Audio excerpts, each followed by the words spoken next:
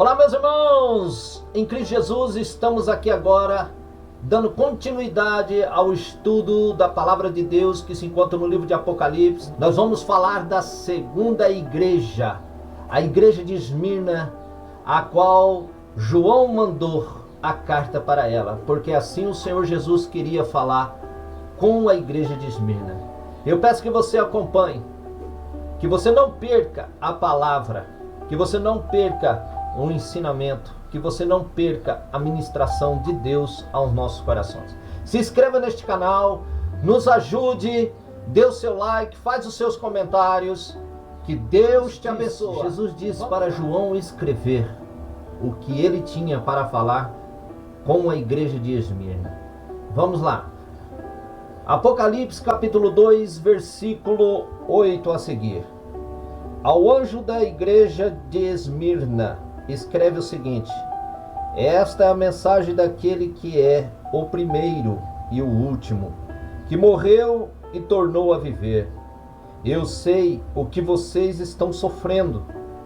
Sei que são pobres, mas de fato são ricos. Sei como aqueles que afirmam que são judeus, mas não são. Falam mal de vocês. Eles são um grupo que pertence a Satanás. Não tenha medo do que vocês vão sofrer. Escutem, o diabo vai pôr na prisão alguns de vocês para que sejam provados e sofram durante 10 dias. Sejam fiéis, mesmo que tenha de morrer. E como prêmio da vitória, eu lhes darei a vida. Portanto, se vocês têm ouvido para ouvir, então ouçam o que o Espírito de Deus diz às igrejas. Aqueles que conseguirem a vitória não sofrerão o castigo da segunda morte. Amados, bem oposto da primeira igreja, que era de Éfeso. Gostaria que você me acompanhasse, ok? Assistisse o primeiro vídeo. São 7 igrejas na província da Ásia. E sobre estas 7 igrejas, Deus enviou cartas para que elas pudessem saber qual era a vontade de Deus e o que Deus gostaria que elas fizessem. Amados, igreja de Esmirna, o próprio Senhor Jesus diz e fala para eles: ó, eu sei que vocês são pobres, mas de fato são ricos. A igreja de Esmirna tinha exatamente o que faltava para a igreja de Éfeso. A igreja de Esmirna tinha aquela comunhão, a comunhão da oração, a comunhão do jejum. Elas eram pobres materialmente, mas ao mesmo tempo, com o Senhor Jesus, elas eram ricas, porque elas tinham dentro delas, a igreja tinha o poder de Deus sobre a vida deles. E muitos judeus iam até na congregação deles, até na igreja deles de Esmirna. Mas ali o próprio judeus estava armando uma cilada para que as igrejas, principalmente a igreja de Esmirna, que ia sofrer muito. Jesus veio até eles e revelou para eles que eles eram poderosos, porque eles eram ricos, eles tinham muito de Deus na vida deles, a presença do Senhor. Mas o Senhor fala algo aqui que mexe comigo e com você, algo que nós nos dias de hoje ainda nós não temos a ideia desse tal sofrimento. O Brasil ainda não passou por isso. E eu espero que ainda não aconteça tão breve. Porque olha o que o Senhor Jesus diz para a igreja de Esmirna. É muito forte, meu irmão. Será que nós estamos preparados? Será que a igreja do Senhor Jesus está preparada? Será que nós estamos verdadeiramente convictos? Estamos firmes com Jesus? O Senhor Jesus é o nosso Senhor ao ponto de nós morrermos por Ele? Para não negar o seu santo e poderoso nome? Ele diz assim, olha: sei como aqueles que afirmam que são judeus, mas não são, falam mal de vocês. eles são um grupo que pertence a Satanás. Amado, todos aqueles que se opõem à verdade, se opõem a Deus, se opõem a Jesus, faz parte deste grupo de Satanás. Satanás, ele não quer que a igreja do Senhor Jesus marche, que a igreja do Senhor Jesus lute, que a igreja do Senhor Jesus anuncie a palavra do Deus Pai. Satanás quer que todo mundo fica completamente divididos no pensamento e no coração. Porque quando o homem e a mulher está dividido no pensamento e no coração, então praticamente essas pessoas vão andar segundo o curso dos seus pensamentos e a vontade do seu coração. Então o homem se distancia de Deus porque não tem a palavra de Deus, não tem a pessoa do Senhor Jesus. Eles não têm a comunhão com Deus. Automaticamente formarão ideias acerca de Deus em suas cabeças, em seus pensamentos, e acharão que mesmo fazendo coisa errada estão certos, e vão ser, naquele grande dia, absorvidos, vão ser salvos, vão alcançar a eterna salvação. Mas há um caminho estreito. Olha esse caminho da igreja de Esmirna. Olha para você ver. Então os judeus pertenciam o quê? A um grupo de Satanás. No versículo 10 ele diz assim: não tenha medo do que vocês vão sofrer. Escutem. O diabo vai pôr na prisão algum de vocês para que sejam provados e sofram durante 10 dias. Sejam fiéis, mesmo que tenha de morrer. E como prêmio da vitória, eu lhes darei a vida eterna.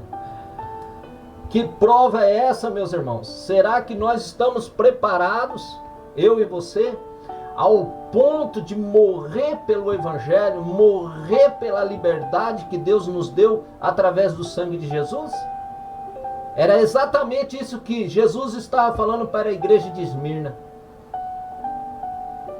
Satanás vai colocar alguns de vocês na prisão, e alguns de vocês vão morrer em prol da fidelidade, em prol do meu nome, o Senhor Jesus disse. Mas seja fiel até a morte. Não desanime, seja fiel. E o Senhor diz aqui assim, olha que palavra. E como prêmio da vitória, eu lhe darei a vida. Sejam fiéis, mesmo que tenha de morrer, e como prêmio da vitória, eu lhes darei a vida.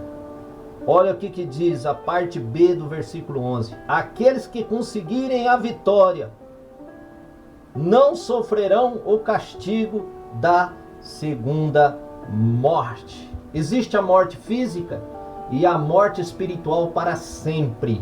O Senhor Jesus está dizendo, olha, se vocês morrer, não negar o meu nome, morrer a morte física, não negando a mim, pode ter certeza que aquele que se colocar nessa brecha, tenha certeza que não sofrerá a segunda morte, que é a morte eterna. O Senhor Jesus estava mostrando para esta igreja que eles iam passar por isso. E hoje, qualquer vento que der ao nosso lado, bater contra mim, contra você, a gente já quer balancear.